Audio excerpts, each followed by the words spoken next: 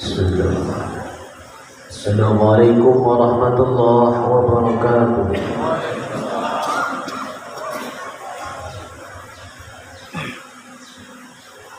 Allahu Akbar.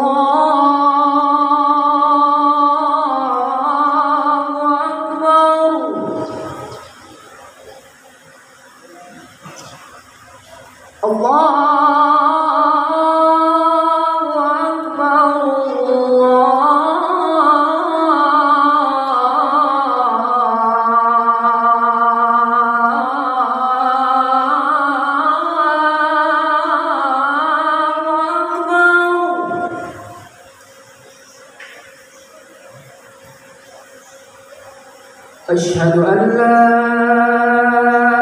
إله إلا الله.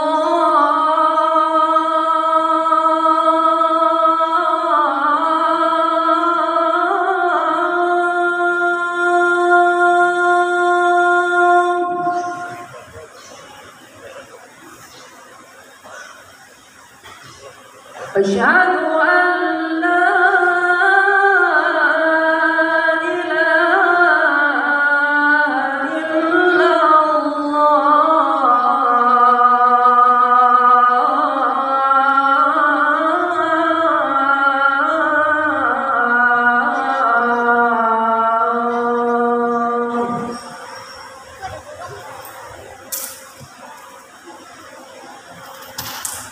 أشهد أن محمد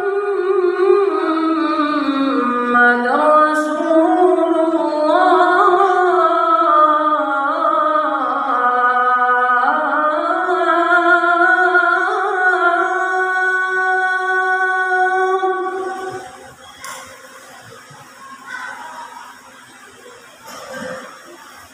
أشهد أن محمد رسول الله.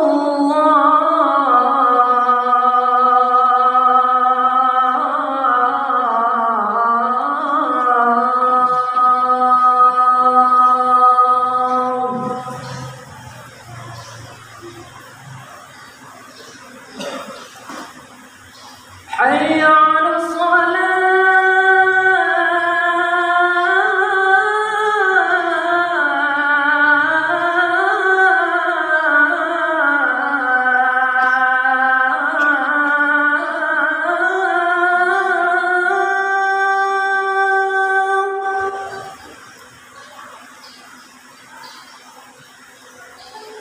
حي على الصلاة.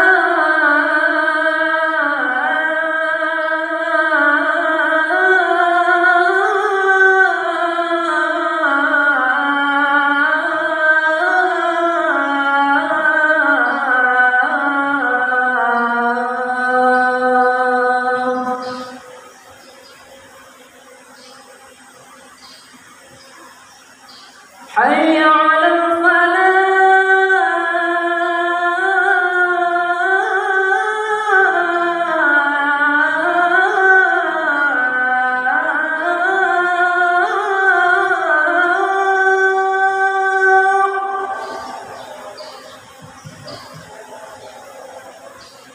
حي على الفلاح.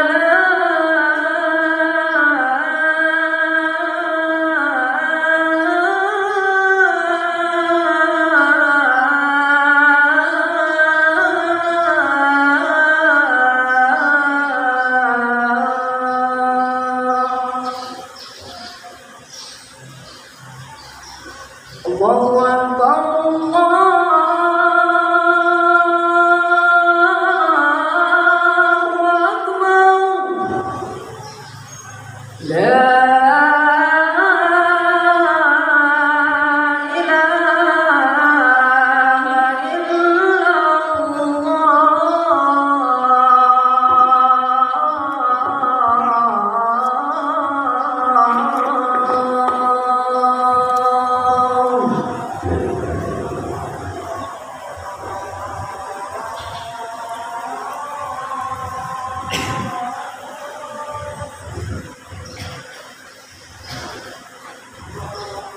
Alhamdulillah الحمد لله رب العالمين والصلاة والسلام على أشرف الأنبياء والمرسلين وعلى آله وصحبه أجمعين. أشهد أن لا إله إلا الله وحده لا شريك له وأشهد أن محمدا عبده ورسوله لا نبي بعد. أما بعد، اللهم صل على سيدنا محمد وعلى آل سيدنا محمد. فقال الله تعالى في القرآن العظيم وهو أصدق القائلين: نعوذ بالله من الشيطان الرجيم. بسم الله الرحمن الرحيم. يا أيها الذين آمنوا اتقوا الله حق تقاته ولا تموتن إلا وأنتم مسلمون.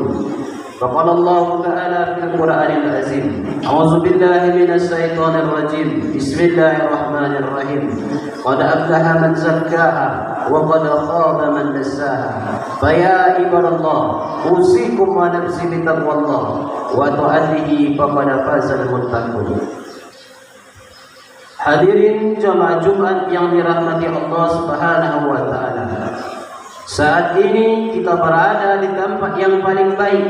Tempat itu bernama dengan masjid, bersama dengan orang-orang yang baik, orang-orang yang beriman, takut kepada Allah Subhanahu wa taala. Berada pula dengan hari yang baik, Sayyidul Ayyam, hari Jumat, dan berada pula dengan bulan yang baik, Syawal, yang berarti peningkatan. Maka tidak ada kata yang dapat membalas detak jantung, tetesan aliran darah yang mengalir, napas yang kita hirup, langkah kaki, ainan tangan, melainkan ungkapan dan ucapan Alhamdulillah. Bersolawat kita kepada Rasulullah dengan melafazkan ucapan Allahumma salli ala Sayyidina Muhammad wa ala ali Sayyidina Muhammad. Hadirin jemaah Jumat yang dirahmati Allah Subhanahu wa taala. Ada seorang profesor yang hidup dan melakukan penelitian pada abad ke-19. Dia merupakan profesor ahli astrofisikawan. Dia mengajar di Universitas Maryland. Dia menerbitkan sebuah buku itu berjudul dengan The 100 Ranking of the Most Influential Person in History. Dia bernama Michael Hart. Penelitian itu dilakukan lebih kurang 28 tahun. Kemudian dia seminarkan di Inggris, bukan di tempat umat Islam, di sarangnya orang yang tak beragama Islam. Ketika itu orang-orang bertanya, mengapa engkau melakukan penelitian ini?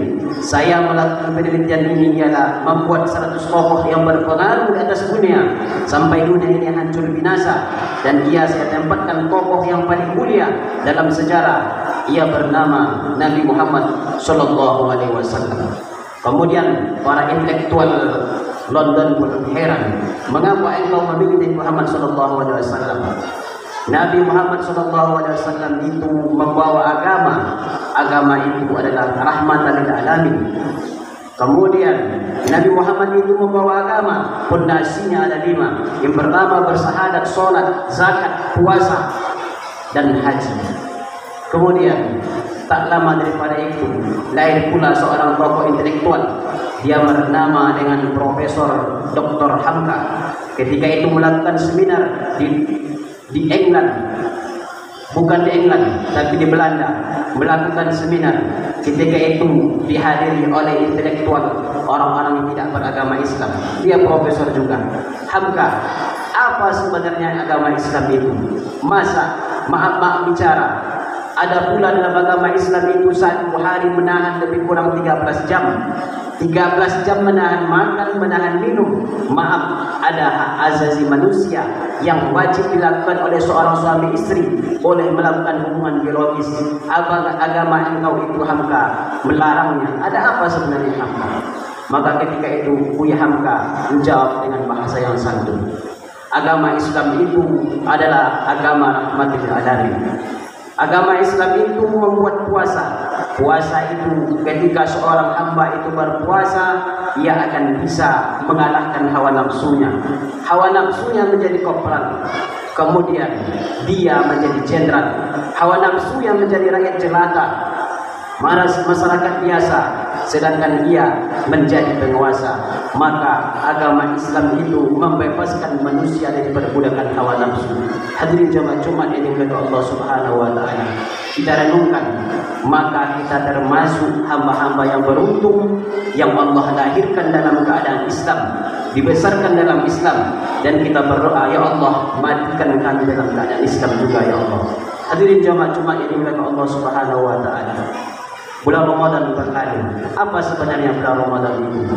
Kita kumpulkan air laut itu, kita jadikan tentanya, ranting-ranting kita jadikan penanya, kemudian kita jadikan pohon-pohon itu nanti menjadi kertas. Niscaya itu manusia tidak akan dapat mengatakan apa itu sebenarnya Ramadan. Ramadan itu ialah lautan ilmu, samudra hikmah, rimbahnya pengetahuan. Sedangkan Syawal adalah peningkatan. Bulan Ramadan berlalu, bulan Syawal datang. Maka sesuai dengan tema pada Jumat kali ini ialah apa yang mesti bertambah setelah bulan suci Ramadan. Hadirin jemaah Jumat yang dimuliakan Allah Subhanahu wa taala. Yang mesti bertambah itu bukan berat badan. Yang mesti bertambah habis dari bulan suci Ramadan. Yang pertama ialah keimanan. Iman itu tak dapat dilihat oleh peci yang dipakainya. Apakah dia buya, apa dia kiai, tidak. Apakah dia gubernur, bupati, tidak. Iman itu ada di dalam dada. Ada seorang sahabat bertanya kepada Rasulullah, ya Rasulullah, apakah itu iman? Mempercayai Allah Subhanahu wa taala dan bersaksi bahwa aku adalah utusannya. Kemudian ya Rasulullah, apakah tingkatan iman tertinggi itu? Ketika tingkatan iman tertinggi itu ialah hamba yang bertakwa. Apa itu takwa ya Rasulullah? At-taqwa hahuna. Takwa itu ada di hati. Maka bulan suci Ramadan mendidik kita untuk menjadi hamba yang bertakwa kepada Allah Subhanahu wa taala. 13 jam kita menahan makan, 13 jam kita menahan minum, 13 jam kita menahan cakap yang tidak baik. Akan tetapi itu akan diuji setelah bulan suci Ramadan. Bahkan ketika mengambil wudhu pun kita tidak dilihat oleh siapapun. Yang hanya melihat hanyalah Allah Subhanahu wa taala, dan kita diawasi oleh Allah Subhanahu wa taala. Berkumur-kumur ketika wudhu pun kita tak berani, karena kita merasa ada iman, ada takwa dalam dada kita. Maka renungkan hadirin jemaah Jumat yang dimuliakan Allah Subhanahu wa taala. Apakah nanti keluar dari bulan Ramadan nanti ini kita menjadi hamba yang bertakwa, beriman, yang dapat menjawab pertanyaan itu ialah diri kita sendiri. Kita manusia ini dikalahkan oleh seekor ikan yang ada di laut. Bagaimana? Ikan itu lebih istiqomah dibanding dengan diri kita. Mereka berada dalam laut di tempat air yang paling asin, di tempat yang paling dalam. Ketika ditangkap, dijual dimanapun, ikan itu tidak memberikan rasa asin. Kemudian kita dikalahkan oleh ikan juga. Ikan itu tinggal di tempat yang hina, tinggal di tempat yang kotor. Ikan itu bernama dengan ikan belut, tinggal di tempat yang paling kotor, menjijikkan. Tetapi ketika kita beli, ikan itu tidak membawa kotor, istiqomah dengan kulitnya. Maka kita pertanyakan, hadirin jemaah ini dimuliakan Allah Subhanahu wa taala, apakah kita istiqomah habis dari bulan suci Ramadan ini? Renungkan dalam hati, sampaikan ke tulang jantung, sampaikan ke tulang sumsum, masukkan ke dalam pikiran. Maka kalau orang itu akan beriman, bertakwa kepada Allah Subhanahu wa taala, hatinya akan mudah untuk memaafkan. Karena itu kita menunaikan silaturahmi. Setiap ucapan kita mengucapkan minal aidin wal faizin. Kemudian kalau orang itu beriman, bertakwa, maka ia akan lembut hatinya kepada orang tua. Maklum, kita tak sempat balik ke kampung halaman untuk menjenguk seorang ibu yang melahirkan kita. Kita tak sempat menjenguk orang tua kita di kampung halaman, ayah yang bersusah payah untuk mengajar mendidik kita, untuk mengantarkan kita sukses. Mungkin kita tak balik kampung karena mereka telah mendahului kita. Ada masjid-masjid yang mesti kita bantu, ada MDDA yang mesti kita perhatikan, ada anak yatim yang mesti kita perhatikan. Kalaulah itu kita tunaikan, berarti kita dididik menjadi hamba yang beriman, bertakwa dan istiqomah sampai akhir hayat hidup kita. Hadirin jemaah yang dimuliakan Allah Subhanahu wa taala. Yang kedua, yang mesti bertambah itu adalah ibadah kita. Mengapa harus ibadah? Bulan Ramadan mendidik kita 30 hari, 30 malam. untuk berpuasa, untuk sholat sunat qiyamul lail, maka hal itu kita ganti nanti habis dari bulan suci Ramadan. Puasa Syawal, sholat tarawih telah berlalu, sholat witir telah berlalu, ada sholat qiyamul lail, sholat sunat tahajud 2 rakaat, menghadapkan diri kepada Allah Subhanahu wa taala, beristighfar, memohon ampun kepada Allah Subhanahu wa taala. Kalau kita sertakan hidup dalam ibadah, maka hidup akan barokah. Kalaulah hidup tak disertakan dengan hidup dengan ibadah, maka hidup ini akan terlunta-lunta dan tersia-sia. Maka hadirin jemaah Jumat yang dirahmati Allah Subhanahu wa taala, puncak yang kedua ini berikan oleh Ramadan ialah meningkatkan ibadah kita. Kita hidup di dunia ini hanyalah seorang musafir kelana. Kita berjalan, di tengah perjalanan kita menampak pohon yang begitu besar. Ketika nampak pohon yang begitu besar, panas terik matahari datang, hujan pun tiba, kita berhenti sejenak di pohon yang besar tadi. Ketika kita berhenti sejenak, hujan hilang, panas matahari hilang, kemudian kita melanjutkan perjalanan. Perjalanan yang kita lanjutkan itu adalah perjalanan akhirat. Sedangkan berhenti sejenak itu adalah kehidupan dunia yang sementara ini. Renungkan, yang hanya dapat menolong kita nanti bukan ahluhu, bukan keluarga, bukan maluhu, bukan harta. Yang kekal abadi menolong kita adalah wa amaluhu, solat-solat duha, solat-solat tahajud, Al-Quran yang kita baca, zikir tak pernah putus, wudhu tak pernah batal. Itulah akan menolong kita di hadapan Allah Subhanahu wa taala. Yang ketiga, yang mesti bertambah setelah bulan suci Ramadan, iman pasti. Kemudian ibadah, justru yang ketiga yang menambah adalah ilmu pengetahuan dalam agama. Kalaulah kita hari ini berhasil mendidik anak seorang doktor, silakan. Kalau kita berhasil mendidik anak menjadi seorang profesor, silakan. Kalau kita berhasil mendidik anak menjadi dokter, menjadi apapun, silakan. Perlu kita ingat anak-anak yang diberikan Allah bulan Ramadan kemarin, bulan tarbiyah, didiklah ia untuk paham pendidikan agama Islam. Untuk apa anak sukses? Duitnya banyak, tetapi tak sejuk dipandang hati, menyejukkan jiwa dan raga kita. Apakah pernah kita membayangkan nanti ketika kita meninggal dunia, yang akan menjadi imam itu adalah imam masjid?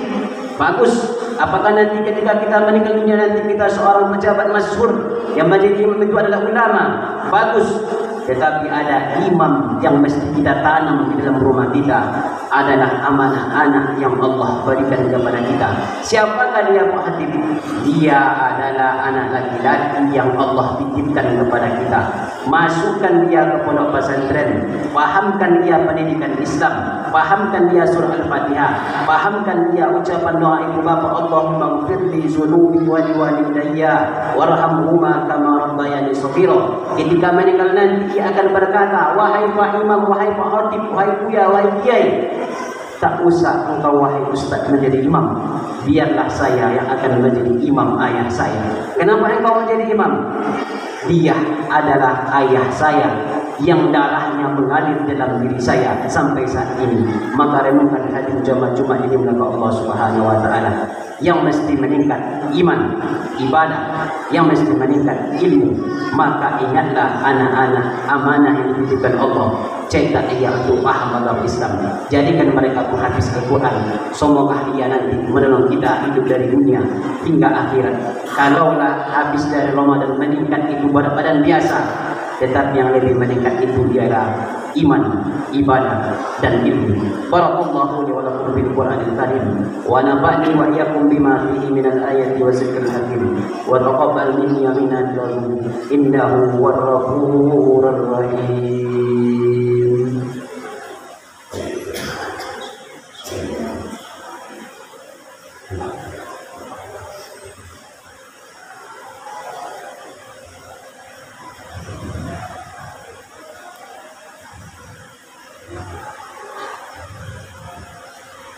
Alhamdulillahi Rabbil Alamin. Laqad khalaqnal insana fi ahsani taqwim. Ashhadu an la ilaha illallah wa ashhadu anna Muhammadan abduhu wa rasuluh. Allahumma salli ala sayyidina Muhammad wa ala ali sayyidina Muhammad. Faqala Allah ta'ala fil Qur'anil Karim, a'udzu billahi minasy syaithanir rajim. Bismillahirrahmanirrahim. Wal 'asr innal insana lafi khusr illa allazina amanu wa amilus solihati wa tawassaw bil haqqi wa tawassaw bis sabr.